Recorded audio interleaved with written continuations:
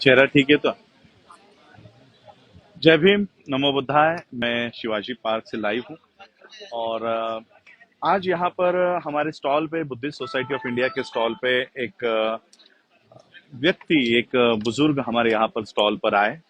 उन्होंने मुझे ये एप्लीकेशन दिया है। मैं इस बच्ची का नाम और उसकी आइडेंटिटी रिवील नहीं करना चाहता।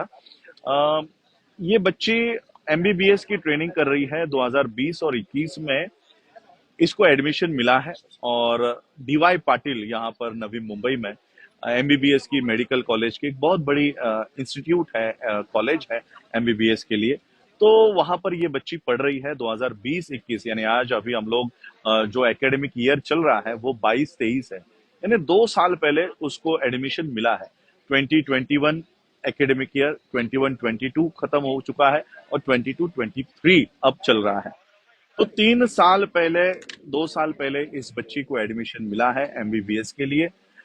अब इसका ये मेरे पास एनुअल इनकम सर्टिफिकेट है।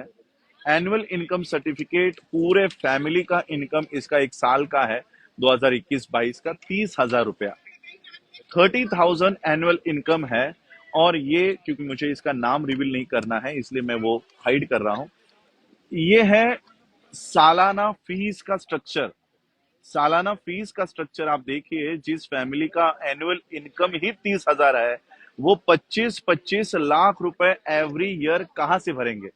25 लाख रुपया 2020-21 के लिए, 21-22 के लिए 25,75,000, 22-23 के लिए 25,75,000, 23-24 के लिए 25,75,000 और 24-25 के लिए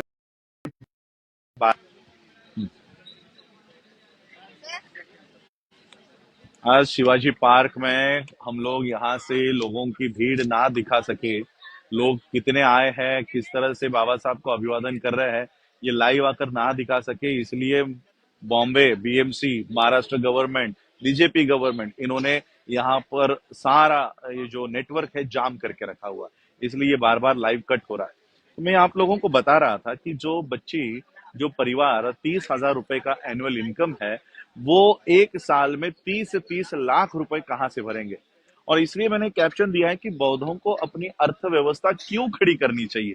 आज इस बच्ची को 30 लाख रुपए की एजुकेशन फीस उसको भरनी है और उसका एनुअल इनकम उतना है नहीं। अगर यहाँ पर हमारी बैंक होती, इसने बैंक के लिए भी अप्लाई किया हुआ है, ऐसे नहीं कि बैंक को अप्लाई नहीं किया है। ये रहा बैंक को, स्टेट बैंक ऑफ इंडिया को दिया हुआ एप्लीकेशन है। स्टेट बैंक ऑफ इंडिया को दिया हुआ एप्लीकेशन है। ये एप्लीकेशन पर स्टेट बैंक ऑफ इंडिया ने आज तक इनको लोन नहीं दिया। जो state bank of India 72,000 crore रुपया अडानी का माफ कर रही है, वे ऑफ कर रही है, वो हमारे बच्चों को 25 लाख रुपए की फी भरने का भी लोन नहीं दे रही है। मैं लोन कह रहा हूं, डोनेशन नहीं कह रहा हूं, लोन। जो वो बच्ची डॉक्टर होने के बाद इस लोन को रिपे कर सके, वो लोन तक एसबीआई हमको नहीं दे रही है। इसलिए बौद्धों को अपनी अर्थव्यवस्था के ऊपर काम करना चाहिए। जो कानून बाबा साहब ने तैयार किया है, कोऑपरेटिव एक्ट, कोऑपरेटिव मूवमेंट, उसका इस्तेमाल करके हम अपनी बैंक का निर्माण करना चाहिए और वो काम हम कर रहे हैं। और आज यहाँ पर मेरे साथ जो बैंक का सारा नियोजन कर रहे हैं रविंद्र गुरचल जी है। ये बैंक हम थाने डिस्ट्रिक्ट से शुरू कर रहे हैं क्योंकि कोऑपरेटिव एक्ट है, बैंक का प्रोसीजर है। आपको 3 साल एक डिस्ट्रिक्ट में काम करना पड़ता है और उसके बाद इसको मल्टी डिस्ट्रिक्ट और मल्टी स्टेट की मान्यता मिलती है। और इसलिए हम ये मल्टी डिस्ट्रिक्ट और मल्टी स्टेट की बैंक निर्माण करने के लिए पहले डिस्ट्रिक्ट में बैंक तैयार कर रहे हैं और वो डिस्ट्रिक्ट है थाने डिस्ट्रिक्ट। थाने डिस्ट्रिक्ट में घूम घूम कर हम लोगों को इस बैंक की, हम लोगों को क्यों आवश्यकता है, ये बताने का काम मैं कर रहा हूं। और सिर्फ 4,000 लोग इकट्ठा होकर अपनी बैंक तैयार कर सकते हैं, ऐसा कानून बाबा साहब ने तैयार किया है। यहाँ पर 15 लाख लोग इकट्ठा हुए हैं। 15 लाख, 15 लाख लोग इकट्ठा हो रहे हैं। उनकी खुद की बैंक नहीं है, उनके खुद के एजुकेशन इंस्टीट्यूट नहीं है, उनके खुद के अर्थव्यवस्था नहीं है। ये 15 लाख लोग सिर्फ बाबा साहब का अनुकरण भी करें तो हमारी व्यवस्था खड़ी हो सकती है। लेकिन हम अनुकरण नहीं कर रहे हैं, हम भक्ति कर रहे हैं, हम भक्ति मार्ग पर चले गए हैं। और इसलिए अनुयायी तैयार करना बहुत जरूरी है। 4,000 अनुयायी भी एक डिस्ट्रिक्ट में तैयार हो जाए तो हम अपने एजुकेशन, हम अपनी बैंकिंग, हम अपनी रिलीजियस व्यवस्था खड़ी कर सकते हैं। अब थाने डिस्ट्रिक्ट में 4,000 लोगों ने अगर अपने 2,500 रुपए इकट्ठा किए होते और 2,500 इकट्ठा करने के बाद 1 करोड़ रुपया हमको रजिस्ट्रार ऑफ डिस्ट्रिक्ट उसको सबमिट करने हैं। इसके बदले में रजिस्ट्रार मध्यवर्ती बैंक हम यहाँ पर कहते हैं थाने डिस्ट्रिक्ट में, जिला मध्यवर्ती बैंक हमारे 1 करोड़ रुपया सरकार को या रजिस्ट्रार को देने के बाद सरकार को या रजिस्ट्रार को बंधनकारक है कि उनको उनके 100 करोड़ का इंस्टॉलमेंट हमारे बैंक में रखना होता है। तो सोचिए 100 करोड़ रुपया अगर एक डिस्ट्रिक्ट में, एक जिले में हमारे पास हो तो ऐसी कई सारी डॉक्टर्स हम तैयार कर सकते हैं। इस बच्ची को पिछले 2 साल से इसको एग्जाम देने नहीं दिया गया है, इस बच्ची को एग्जाम देने से रोका गया है, इस बच्ची को हॉस्टल से निकाल दिया गया है। सोचिए ये एक एप्लीकेशन मेरे पास आया है, ऐसे हजारों एप्लीकेशन पूरे भारत भर में होंगे। और इसलिए थाने डिस्ट्रिक्ट के लोगों को मैं आह्वान करना चाहता हूं, ये बैंक का नियोजन हम लोगों ने किया है, इसमें आप लोग शामिल होइए। यहाँ पर 15 लाख की भीड़ इकट्ठा हो रही है और हमारे बाबा साहब अंबेडकर जी के विजन पर हमारे हाथ से काम नहीं हो रहा है। तो ये विजन का काम करने के लिए थाने डिस्ट्रिक्ट में हम लोग काम कर रहे हैं। मैं गुरुचल जी से पूछना चाहूंगा, बताना चाहूंगा कि थाने डिस्ट्रिक्ट में आने वाले दिनों में हमारी कुछ बैंक्स को लेकर मीटिंग्स आयोजित की गई है, वो मीटिंग्स की डिटेल आप लोगों को दीजिए ताकि थाने डिस्ट्रिक्ट में सुन रहे जो लोग हैं वो उस मीटिंग्स में आ सके। धन्यवाद सर। और जय भीम सब लोगों को। हमारी आने वाली 10 तारीख को थाने में थाने शहर में 3 जगह पे हमारी मीटिंग है और बाद में उसके बाद 11 तारीख को मुरबाड और भिवंडी में 2 जगह पे मीटिंग है और 16 तारीख को कल्याण में आत्रे हमारा कल्याण शहर में आत्रे करके नाट्यगृह है, उसमें शाम को 7 बजे वहाँ पर सभा रखी है साहब की।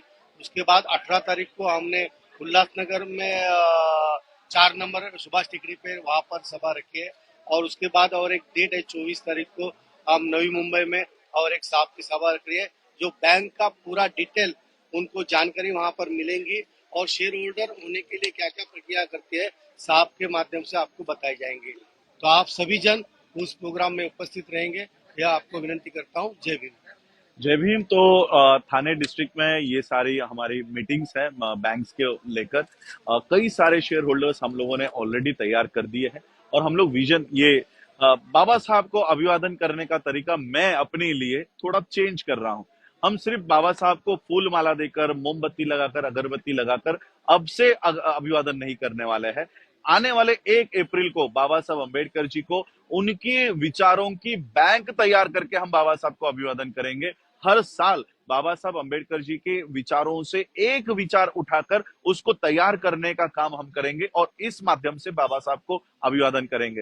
बाबा साहब अंबेडकर जी के विचारों को अगर हम लोगों को अभिवादन करना है तो हम लोगों को ये काम करना होगा। बाबा, आज संख्या हमारे पास है, इतनी बड़ी संख्या है, इतनी बड़ी, अगर मेरे पास लाइव करने के लिए थोड़ा नेटवर्क हो जाता तो मैं आप लोगों को पूरे शिवाजी पार्क में घुमा घुमा कर दिखाता कि किस तरह के लोग यहाँ पर बाबा साहब को अभिवादन करने के लिए आए हैं, कहाँ से आए हैं। यानी पता नहीं वो लोग ट्रेनों में आए हैं, चलकर आए हैं, बच्चों को कंधों पर बिठा कर लेकर आए हैं। ये लोग भी अगर बाबा साहब को समझ जाए तो इस देश की अर्थव्यवस्था, शैक्षणिक व्यवस्था, धार्मिक व्यवस्था और पर्याय से राजनीतिक व्यवस्था हम अपने हाथ में ले सकते हैं। अगर ये 15 लाख लोग बाबा साहब के विचारों पर चलना शुरू कर दे तो इतनी बड़ी ताकत हम लोगों के पास है, इतनी बड़ी संख्या हमारे पास है, लेकिन संख्या होने के बावजूद विचार हमारे पास नहीं है। इन विचारों को एस्टैब्लिश करने के लिए हम काम कर रहे हैं। तो आप सभी लोग थाने से जो लोग मुझे सुन रहे हैं,